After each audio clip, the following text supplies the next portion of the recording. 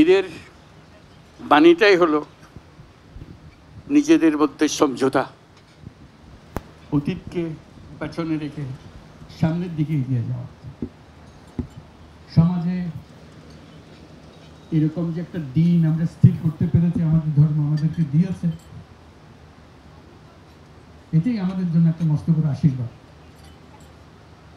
একটা দিন, এবং সেটা যেমন তেমন দিন না,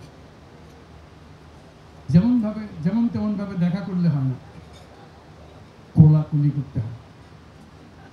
এটাই ধর্মের বিধান। আমরা কোলাকুলি করি, সবাইকে আপন করে নেই। আজকের দিনটা আপন করে নেওয়ার দিন।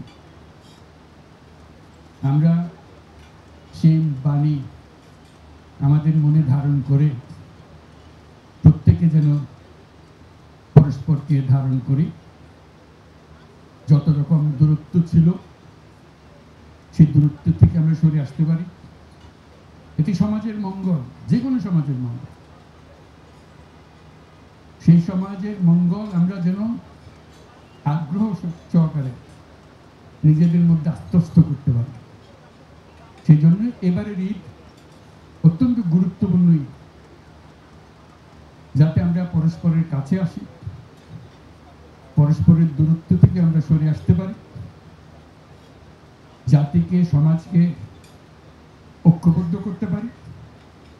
কারণ এই ঐক্যবদ্ধ হওয়াটা আমাদের জন্য, এই সমাজের জন্য বিশেষভাবে জরুরি।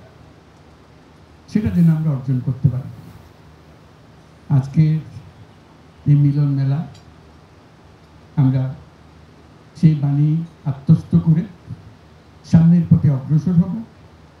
আমরা পরস্পরের প্রতি সহনশীল হব।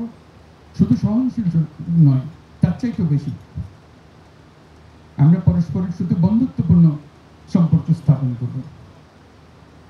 এর মাধ্যমে সমাজে শান্তি আসে। বাংলাদেশে শান্তি অত্যন্ত জরুরি।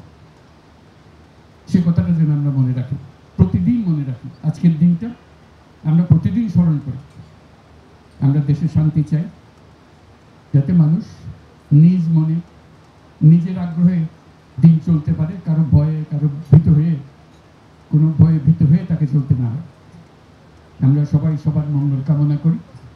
জাতির জন্য শান্তি চাই এবং পৃথিবীর জন্য শান্তি চাই। আমরা সারা পৃথিবীর জন্য আমরা শান্তি চাই। Your Excellencies, I'm just emphasizing that this is a